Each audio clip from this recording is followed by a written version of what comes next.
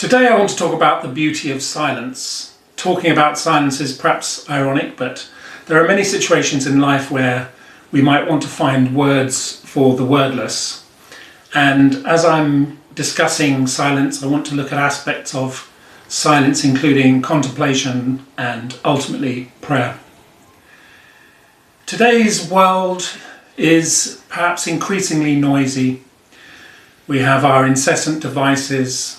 We often have unquiet minds, and perhaps often we have a deep need for nourishing silence, which is rare and a precious thing. I meditated on and off in my life for over 30 years. I've also found silence in the dance, in contemplation of art, in intimate connection. And focusing on meditation, the goal in especially the kind of meditation I practiced, which was Buddhist and essentially Zen, the goal was really a quiet and empty mind. In a sense, the contemplation of nothingness. Today I want to share what I've also found in contemplative silence, which another word for which is prayer. As opposed to nothingness, really a deep somethingness. And especially I'd like to focus on a practice called Hesychasm, which is within the Orthodox tradition. Rewinding a little bit, the years between 2020 and 2024 for me were very, very challenging. A number of difficult things happened in my life, and I was really thrown back on myself and looking for a sense of meaning and purpose and connection. And in one of my dark moments, I put my hands together, not believing in God, but in a prayer shape really. And I silently and wordlessly asked for help. I wasn't talking to God as far as I was aware. I was simply asking life, the universe, being, existence to help me. And shortly after I was answered by being flooded with light and love and peace, which I saw as a manifestation of God, of Christ. A little while later, as I immersed myself in Orthodox teaching and began to attend an Orthodox church and a monastery, an Orthodox monastery, I discovered a practice known as Hesychasm. Hesychasm is, well, one definition would be a state of inner stillness in which one contemplates God. Frequently, the door into this is seen as the repetition of a prayer called the Jesus prayer, which in English is Lord have mercy is the short version, and which I discovered I liked to say in the original Greek, Kyrie eleison. I love the sound of the words, and I also found that the word eleison has etymological resonance with eleos, which means oil. And as I recited this prayer, the Jesus prayer, I found that my mind became very, very quiet and still. And I became very, very interested in Hesychasm. I visited the monastery that I just mentioned, a beautiful monastery called Saint John the Baptist. Actually, the full title is the Stavropedic Monastery of Saint John the Baptist in Essex.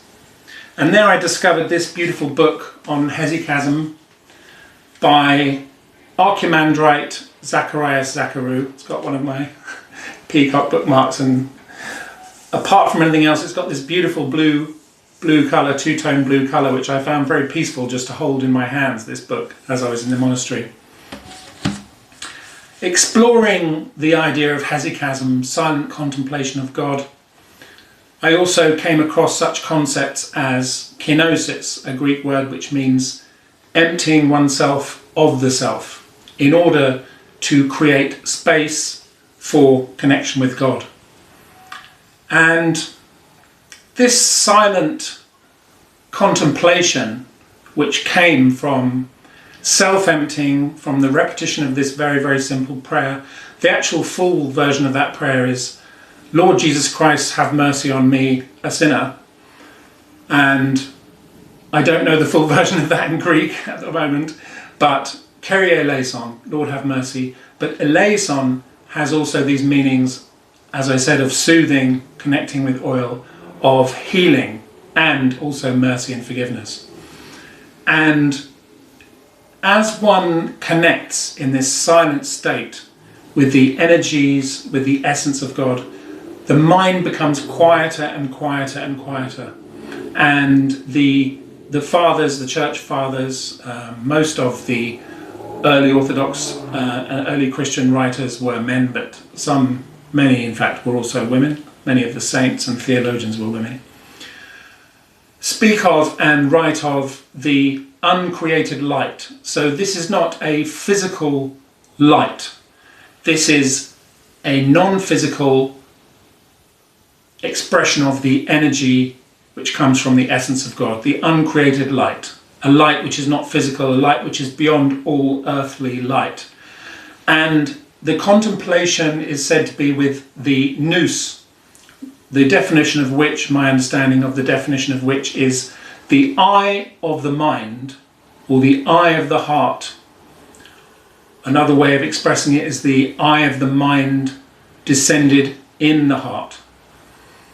And when I'm with these contemplations, when I'm with this silent, wordless prayer, which it's very interesting to me that I was practicing before I'd even heard of it, before I was even religious, before I believed in God, I was practicing this silent, wordless, asking for healing, for soothing.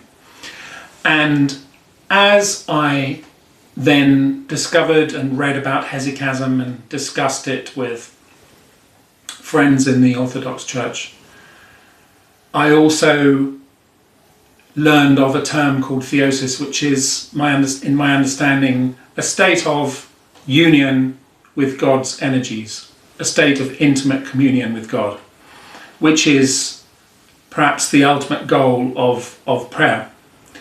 And the more I practiced this, and the more I contemplated before and after and read around it and discussed it, I could really visualize my mind descending into my heart, which is the goal of hesychasm, one of the goals of hesychasm as described in the writings of those early theologians. I could feel my mind, and can feel my mind, descending into my heart. And it's a very, very peaceful state of being, actually to feel as if one exists from the centre of one's being, one's awareness, one's nous, the eye of the mind is within the heart, and looking out from that at all that is good, at love, in a state of peace, contemplating God. And the more I practiced, I felt as if my mind was almost enclosed within the wings of the heart. The heart can look like two enfolded wings, and there is the sense of the mind being enclosed in the wings of the heart, rather like the wings of the seraphim, that being which is described in the Bible as having many eyes and 6 wings, 2 for covering its eyes, 2 for covering its feet, lower body, and 2 for flying. And seraphim are often depicted in Orthodox churches and cathedrals very, very beautifully. And yes, I had this sense of being enfolded within the wings of the heart, protected by love, protected by peace and the energy of God. And there is certainly a continuity with the meditation that I practiced decades ago within, well, for a couple of decades within Buddhist and other traditions, Zen. And also for me, there is something extra in the sense that it is beyond a state of emptiness and just pure peace, but it is contemplation of beauty, of God's energies, of love, of Christ. And it is wordless and it is silent. So I've said quite a lot of words about silence. So I feel that it is time to return to silence, and I hope you enjoyed this video. I'd love to read your comments, and I look forward to seeing you in the next video.